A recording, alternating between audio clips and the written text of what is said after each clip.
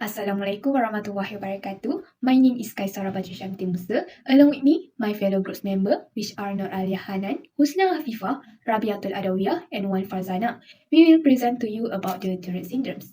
So, starting with me, Kaisara Baju Syamti Musa, I will present to you the introduction of Tourette syndromes. So, what is Tourette syndrome? Tourette syndrome is a condition of the nervous system characterized by simple and complex motor tics, vocal tics, and commonly obsessive compulsive symptoms. Tourette syndrome primarily affects boys, and those who suffer from this disorder commonly have the symptom before the age of 21. It has a genetic basis, but the specific way in which it is inherited remain uncertain. Some related conditions and behaviors are often observed alongside Tourette syndromes, but whether or not they are all directly caused by the genetic expression of Tourette syndrome genes is still unknown. It is recognized to be associated with a wide range of both motor and vocal tics, as well as various behavioral and psychological symptoms. Examples are obsessive compulsive disorder (OCD), attention deficit or hyperactivity disorder (ADHD), anxiety, depression, rash attacks, and sleep disorder. The severity and frequency of these symptoms can vary greatly among individuals with Tourette syndrome, which means different individuals will have different types of frequency, where some individuals may frequently have the symptom of Tourette syndrome, whereby some individuals may have the symptom of Tourette syndrome rarely. So, the Tourette syndrome also divided to two, which is simple tics and complex tics, whereby below this simple tics and complex tics, we also divided by two, which are motor and vocal. So, for the simple tics is affect a few muscle movement. So, for the simple vocal tics, it will produce more sound like throat clearing, tongue clicking, grunting, and sniffing. For the simple motor tics, it will give the effects such as eyes blinking and abdominal tensing. For the complex tic, it involves several different parts of the body and have patterns. The person with complex vocal tics will have the symptom of uttering phrases or words out of context and repeating a sound, words or phrases, which we also call as echolalia. For the complex motor tics, it's including jumping and obscene movement of or gesture, which we also call as coproprasia. That's all from me. I will pass the presentation to my fellow members, which are Rabiatul Adawiyah. Assalamualaikum warahmatullahi wabarakatuh. My name is Rabiatul Adawiyah binti Osman. I will continue these presentations with symptoms of Tourette syndrome. Tourette is one of the range of tic disorder that involve transients or chronic tics. The tic can emerge at any age, but mostly it appears between age of 6 and 18 years. Firstly, simple tic is involve moving only one muscle. The movements are sudden, short-lived, and repetitive. For simple physical tics, it involves the motor movements such as eye blinking, eye darting, neck twisting, shoulder shrugging, and nose twitching. Next, simple phonic tic is the person will make any noise or sound such as barking sound, yelling, and screaming. There are also coughing, hiccuping, and sniffing. Besides, complex tic involve the complex physical movement, and the phonic tics include long phrases and it involves several muscle of group. For complex physical tics, the symptom is the person will shaking, hitting things, head shaking, jumping, and echoprasia. Echoprasia is the situation when the person will miming the movement of other people. Next is complex phonic tics. The symptoms are the person might have a polyphrasia, which is the person will repeat the same words or phrase over and over again. The person also will having a echolalia. Echolalia is the action when someone repeats what other people say. Lastly, the person might varying one's voice intonation. However, the person with Tourette syndrome will have physical and vocal tics lasting more than a year. It is one of neurological disorder that will getting worse because of stress. Tourette does not have serious complication, but the person will have an ADHD that will lead to learning difficulties. That's all from me. I will pass the presentations to the next presenter. Assalamualaikum and greetings to Madam Hartini. My name is Wan Farzana binti Wan Hassan and from SH2.1. Allow me to tell you about the hereditary causes and mechanisms of Tourette syndrome. Most cases of Tourette disorder are caused by genes. It is an autosomal dominant condition. Autosomal means that both boys and girls are affected. Dominant means that the disorder can be caused by only one gene copy. A parent with Tourette disease or the Tourette disease genes has a 1 in 2 risk of passing the genes on to each kid. Variants, also known as a mutation, involve the SLITRK1 gene, which provides instruction for the production of a protein that is activated in the brain. This gene is also known as SLEET and TRK-like gene 1. Proteins of this family are located in the cerebral cortex, where they perform a role in nerve cell growth and development, including the formation of specialized extensions known as axons and dendrites, which allow every single nerve cell to connect with neighboring cells. SLITRK1 gene discovered on chromosome 13. Chromosome 13 is likely to include 300 to 400 genes that code for proteins. One of these mutations, DEL1264C, removes a single DNA building block, base pair, from the gene. This mutation results in the creation of an abnormally short, malfunctioning SLITRK1 protein. Another mutation modifies a single base pair in a DNA region near the gene. Tourette syndrome, on the other hand, is a neurological system disorder. People with TS develop tics. Tics may be caused by alteration to brain chemicals, which is neurotransmitter, which are responsible for producing and controlling voluntary movements. As a result, patients with Tourette syndrome experience dysfunctions in cortical and subcortical regions involved in habit development, such as the basal ganglia, thalamus, and frontal cortex.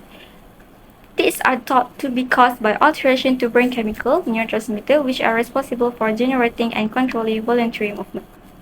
According to this perspective, one function of basal ganglia circuitry is to inhibit neurons in the thalamus and prevent them from sending anxiety movements related signal to the motor cortex. In Tourette syndrome, it thought that faulty inhibitory mechanisms in the basal ganglia may fail to stop unweighted signal from reaching the cortex. This causes the execution of an action that the patient might prefer to suppress, forming the basis for tics. The failed inhibition in the basal ganglia is thought to be coupled with increased activity in motor pathway that generate movements. Furthermore, dopamine is a neurotransmitter that plays a significant role in the pathophysiology of various illnesses such as obsessive-compulsive disorder (OCD) and attention deficit hyperactivity disorder (ADHD).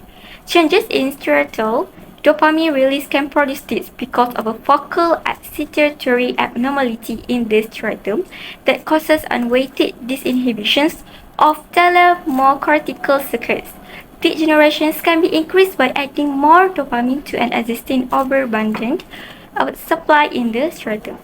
Besides that, cytokines also are a factor chemical that alter the behavior of the cell engaged in immunological processes. Lemon, along with Coolidge, measured the plasma levels of numerous cytokines in Tourette syndrome patients and healthy controls and reported raised initial amount of tumor necrosis factor alpha, TNF-alpha, and interleukin-12, IL-12, because there was a rise in the two cytokines among others associated with higher ticking symptoms. Serotonin as well as glutamate are another neurotransmitter that regulate mood, behavior, motor control, and a variety of other brain activities. Changes in serotonin transmissions or abnormalities in the glutamatergic system may contribute to the development or expressions of symptoms in Tourette syndrome due to disruption in the balance of excitatory and inhibitory neurotransmission. Thank you, Farzana. Assalamualaikum and hi, my name is Nur Alia Hanan binti Nur Azan Zaki. My student ID is 2023218316. I am from Bachelor of Medical Laboratory Technology. Today, I would like to present about the topic of diagnosis of a Tourette syndrome. Firstly, a patient who has suspected of having a Tourette syndrome must be examined thoroughly by a doctor who may order a lab test or an electroencephalography EEG test. Electroencephalography EEG, evoke reactions, and event-related possibility have been examined both as demonstrative and neuropsychologic determinant in Tourette disorder. Several EEG abnormalities has been described, although their characteristic and frequency of occurrence is varied and their significance is controversial. In a study performed at Johns Hopkins, they found that the low incidence of EEG abnormality, which is 12.5%, occur among 40 patients with Tourette syndrome.